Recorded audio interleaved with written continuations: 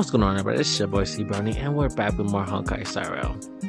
So, in our previous episode, we were gonna meet with a mysterious guest. This trash can is perfect for me, and perfectly legal for me to stay. It has been a while since I last uploaded or recorded, basically. I did manage to finally level up the team. Kinda. Really? Wow.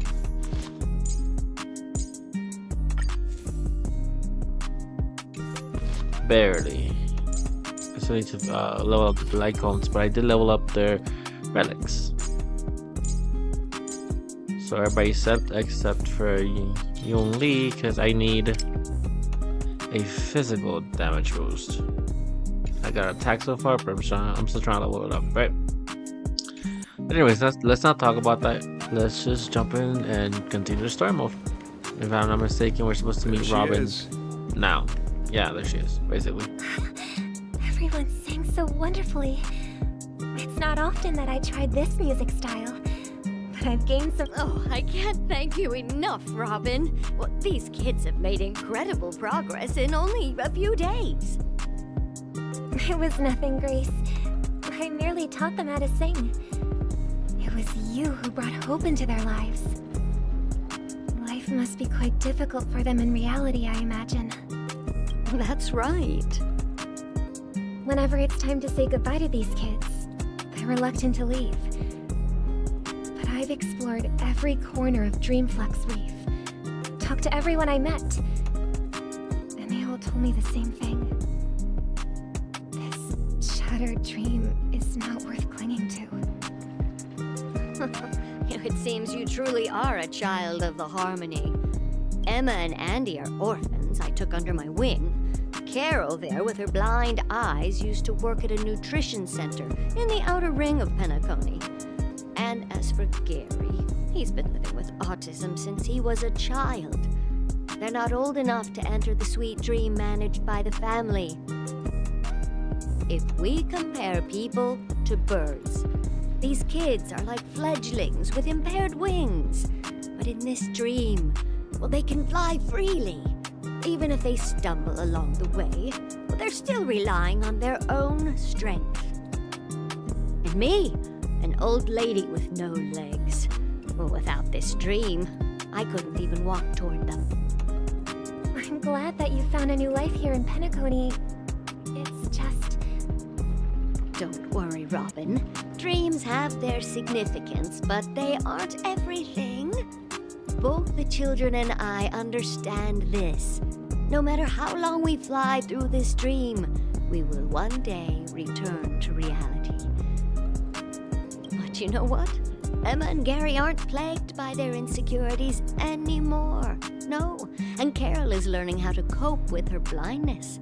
And Andy is livelier than ever. Well, even I've become more optimistic. You see, in dreams, we learn how to live. Once we return to reality, we learn how to survive. And should our feathers be damaged, then we share our wings with one another. There's no need to covet an illusory sky in dreams, because we have the right and the ability to fly towards a broader horizon. It's a relief to see you safe and sound, Miss Robin. It's nice to see you all again, Astral Express crew. I heard my disappearance caused quite the commotion out there. I'm really sorry about that. Since you're here, can we assume that you're fully aware of the situation in Penacony? Ever since I returned to Penacony, my voice started to change, until it gradually faded away. At first, I thought it was a temporary ailment, perhaps due to having been away too long.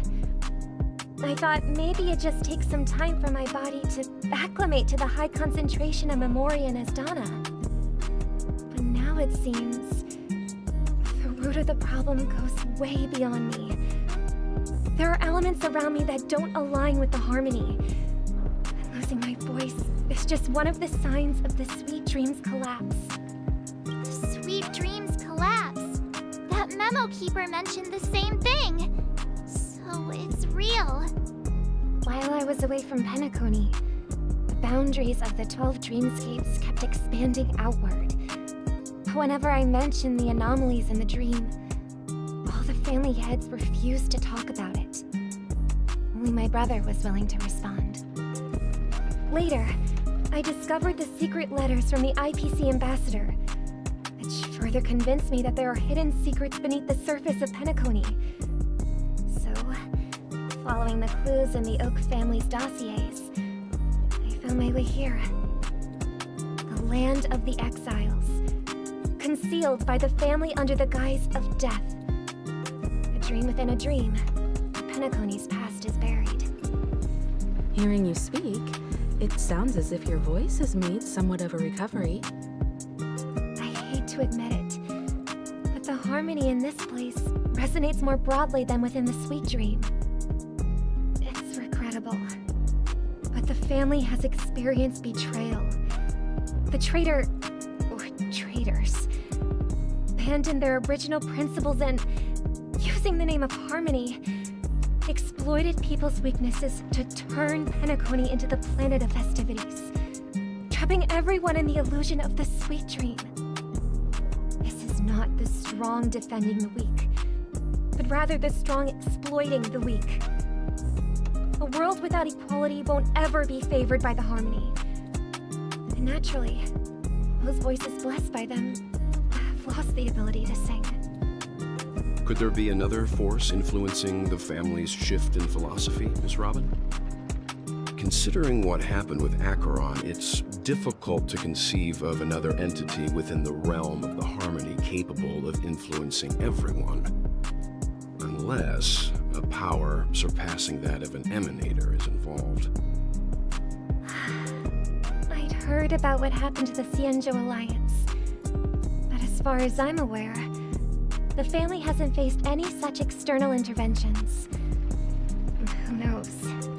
Perhaps I've just been away too long and missed something. Regardless, I cannot accept my home is moving towards the very opposite of what the harmony represents, while still claiming to uphold it. I must uncover the reason why Mikhail cut ties with the family, and who exactly it was who betrayed us all. Do you remember our arrangement, Mr. Micah? Well, here's my answer. I've decided to forgo my role and never step foot on the Charmony Festival stage again.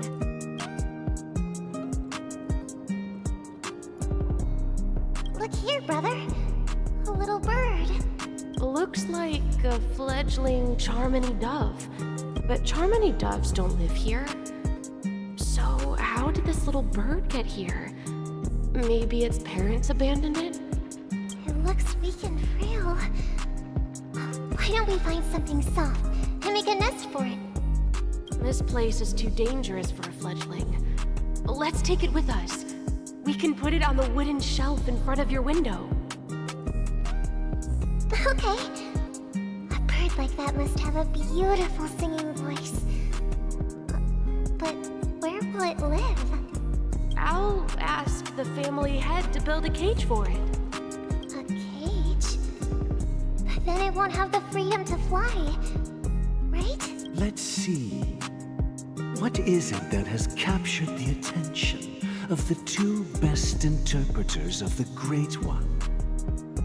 To the point that they've forgotten how to enjoy their dessert. Oh, poor little thing. Doesn't look like it's doing well. Do you want to rescue it? I do. But I don't want to lock it up in a cage. Why? Even if it's small and not fully feathered and can't sing. It didn't come into this world just to be locked up in a cage. Birds belong to the sky. That's quite the romantic idea. And what about you, a young scholar? Do you agree with your sister? I think she's right. But if we leave it out in the wild, it won't survive for more than a few days at best. Ah, I see. It seems our little scholar is still a bit unsure. Well, let me tell you youngsters a story. As you probably know, Charmony doves can fly through the air. When they fly really high, the friction caused by the flapping of their feathers against the atmosphere creates amazing lights so that they look like shooting stars. We've seen this spectacle so many times that we think it's just something they can naturally do. But that's not the truth. Their radiant display is the result of countless struggles against nature over generations. Their ancestors were too weak to survive on the ground, so to escape predators, they started seeking new opportunities in the air. After countless attempts by many generations, one of them finally figured out how to fly. It soared into the sky and never looked back at the ground again. So, you mean birds aren't born to fly, but they find a way to do it through their determination, right? Well, that's an idealistic way of putting it. So, what are your thoughts, Sunday? I think people believe birds are meant to fly because they've never seen those birds crashing to their death. That's an interesting perspective.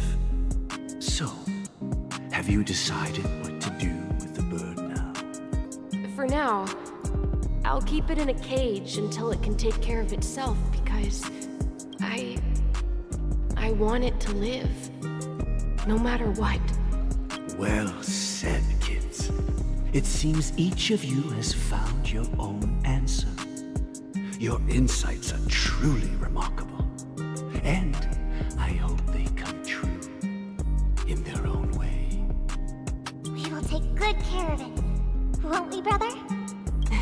Yeah, but Mr. Gopherwood, there's one thing I don't quite understand. And what might that be, my son? What if this little Charmony dove never learns to fly in the end? I mean, if there are fledglings in this world that can never fly throughout their lives, should we let them go back to the sky, only to see them crash to the ground and die? Talking in your sleep, birdie? Time to wake up. You look a little unsteady. Need a hand? I'm still alive? Yeah. Happy about that? Where is Robin? Tell me. Now. I knew that was going to be the first thing you'd ask. Don't worry, your sister is here, safe and sound. She's probably walking around the streets now. If I were you, I'd be more worried about myself. After all, right in front of you is the guy who just stabbed you in the chest with a dagger. If you wanted to kill me, you wouldn't give me the chance to speak.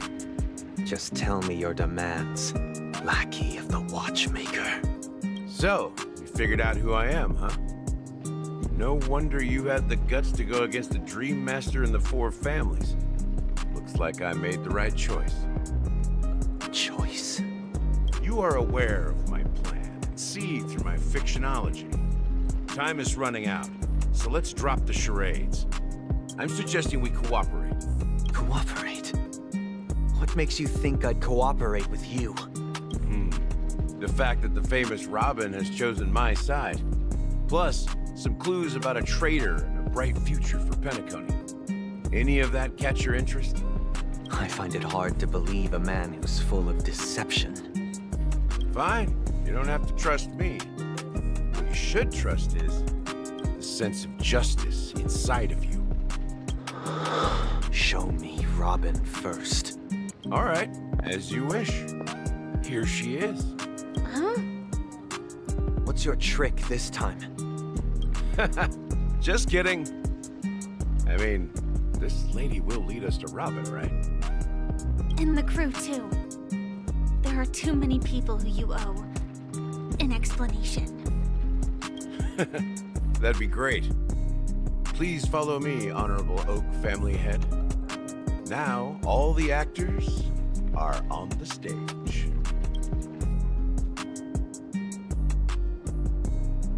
This is the monument I mentioned earlier. The names inscribed on it should be familiar to all of you. Rosalina and Tiernan. When Penacony was known as a frontier prison, it was the Trailblazers who connected it with the stars. They were the heroes who saved Astana, and their names deserve to be immortalized. Not just on this small stone tablet, but in the annals of history for all of time. However, today, the planet of festivities is nothing but sweet dreams. That heavy piece of history is all a distant memory. Just like that prison. If their names are inscribed here, then that means... According to Micah, they died long ago. Rosalina was killed during the War of Independence. She ventured alone into the heart of the star system to investigate the flow of Memoria, but she never returned. Tiernan was a skilled gunslinger, strong and reliable. He led the people through countless battles, but he didn't live long enough to witness the arrival of true peace. In the decade following the war, Penacony faced challenges internal and external. To protect Astana, Tiernan picked up the way of the Trailblaze again, and led the Letmoth family to explore beyond the system, only to be surrounded and wiped out by the swarm. Though I had expected as much, the tales of these heroes truly are sorrowful. True to the title of Trailblazer, they spent their lives venturing into the unknown. But what about this tablet? There are no names carved on it. When Dreamflux Reef was created, its owner was still alive. However, he insisted on erecting a monument for himself, saying that it will happen someday. Here we meet again. Everyone from the Astral Express. Robin.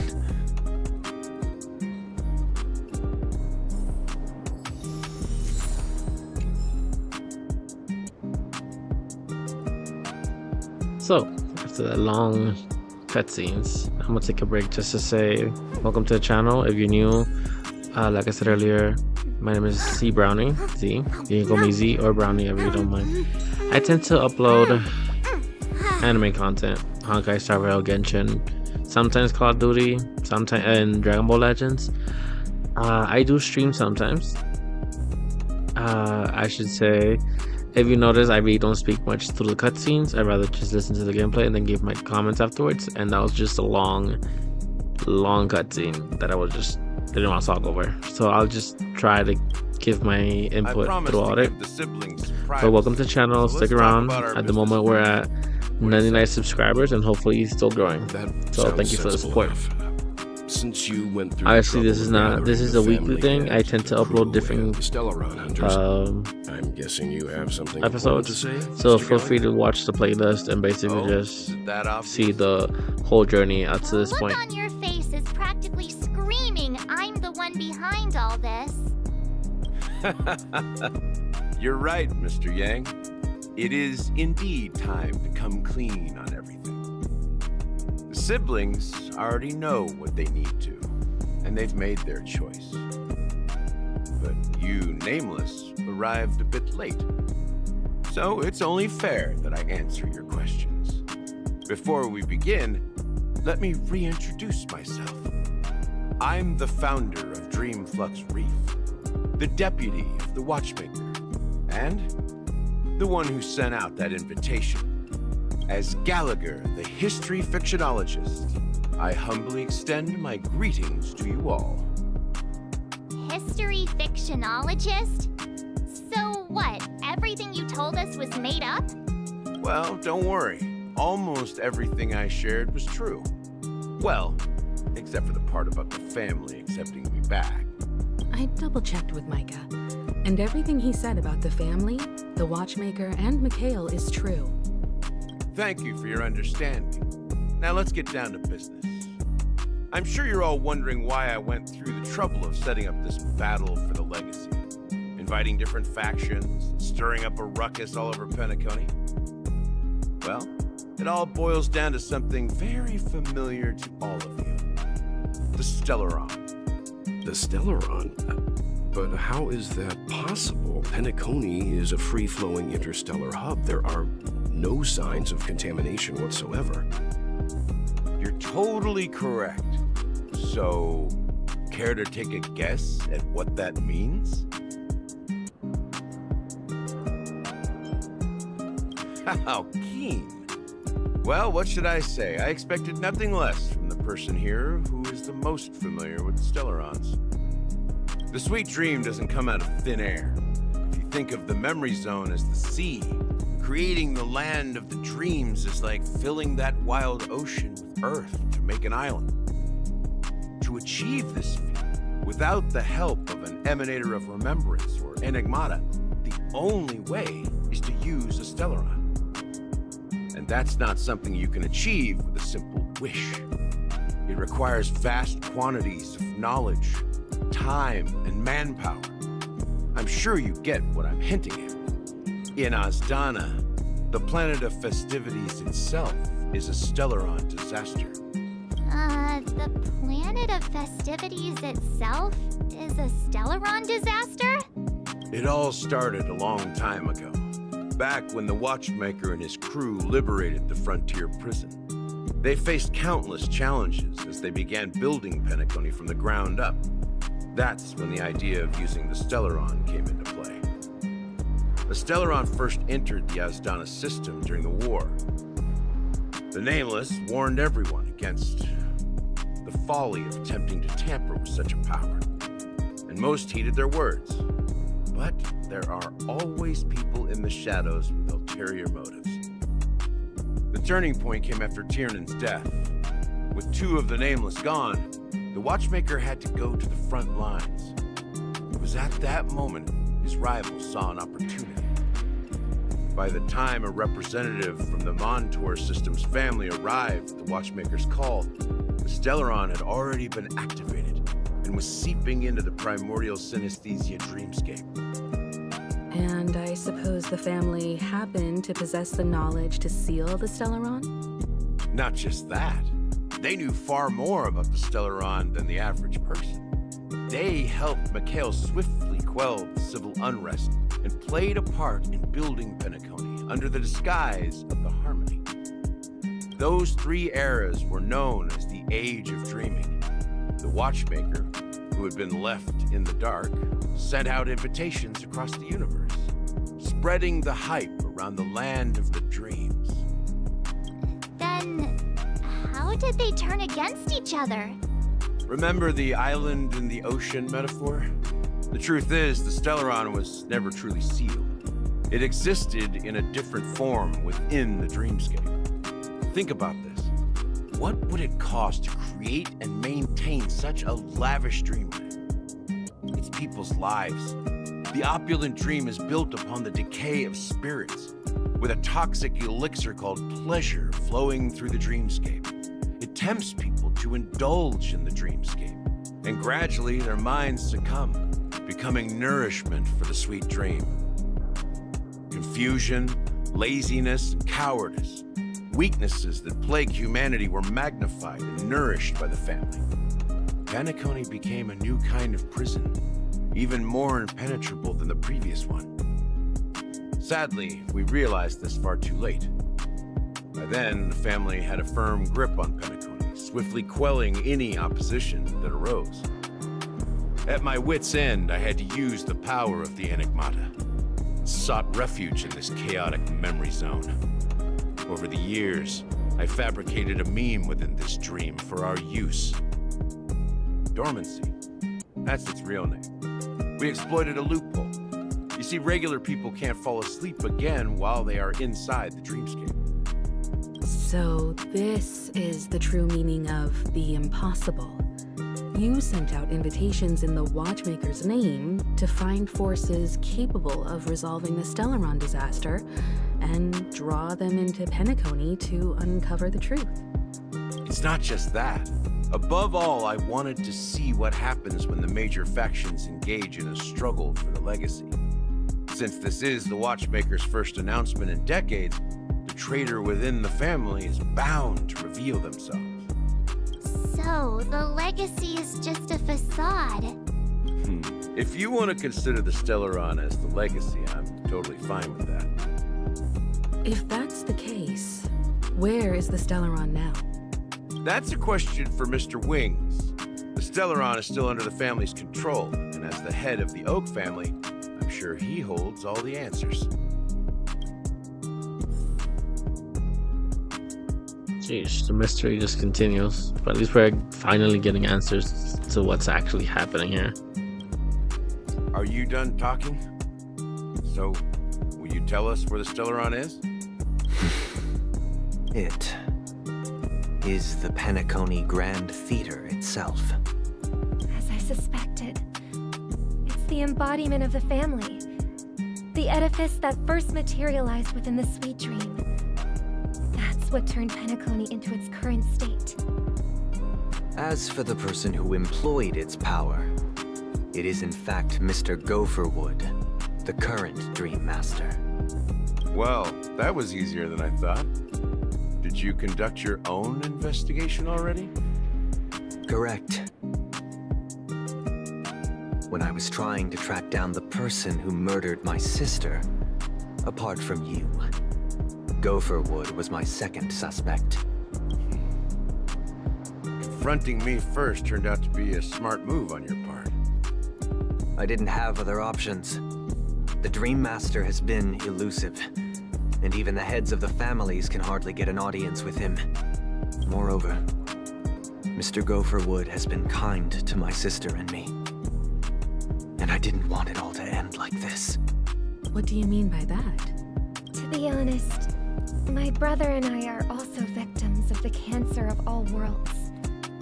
We grew up as orphans, and were adopted by the family when they came to help. Mr. Gopherwood recognized our potential and brought us to Penacony. But I can't just stand by and watch Mr. Gopherwood become an enemy of the Harmony. I won't use my voice to support an evil cause. I won't step on that stage and sing, no matter who the traitor is, or what orders they give me.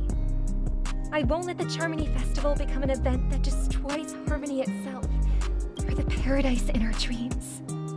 Indeed. For the paradise in our dreams.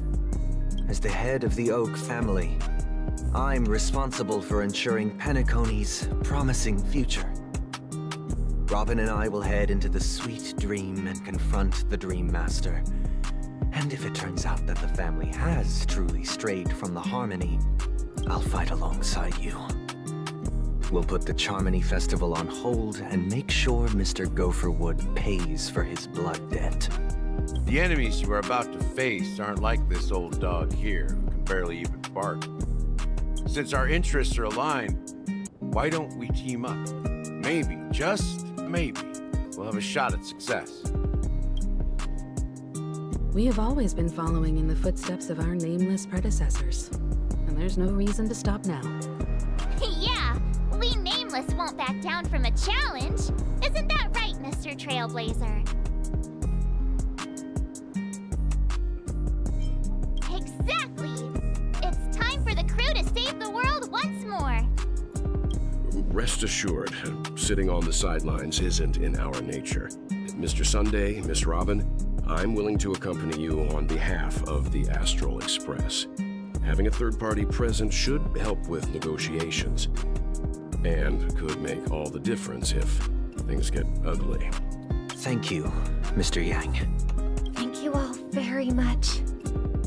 The Charmony Festival is about to start, and time is against us. We must hasten. Everyone, let's gather over here. We still need to make some preparations. All I'm gonna say is that chest over there has been stressing me out. So before I even continue, I'm gonna just pick it up. Also, we're at 30 minutes. I have a feeling, because it's basically wrapping up, right? Where everybody's on the same page, everybody's trying to have the same goal. So I think that this is a good way to stop, just in case like we get to the final big boss, and I'm not stuck doing an hour video. Because like I said, it's just I fell for it once. I'm not gonna do it again. I'm not doing a hour and 20-minute long video. So like I said, I'm gonna stop right here because I have a feeling that this is gonna lead to the big ending. So with that being said, thank you for watching. Don't forget to like and subscribe. Don't forget that I do tend to stream on the weekdays on Twitch and YouTube, so feel free to check up on that. Thank you for the support, and until next time, peace.